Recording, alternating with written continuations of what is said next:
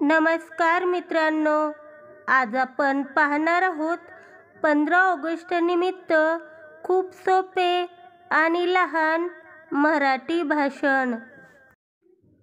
सर्वांना माझा नमस्कार।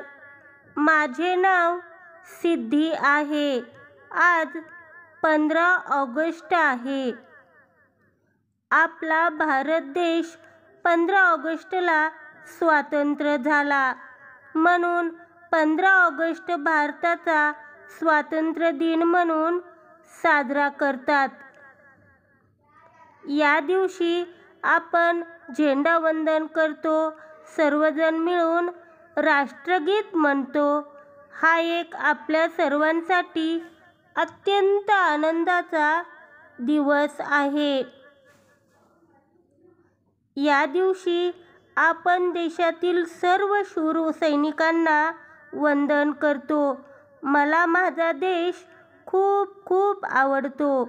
बोला भारत माता की जय। जय हिंद, जय भारत। धन्यवाद।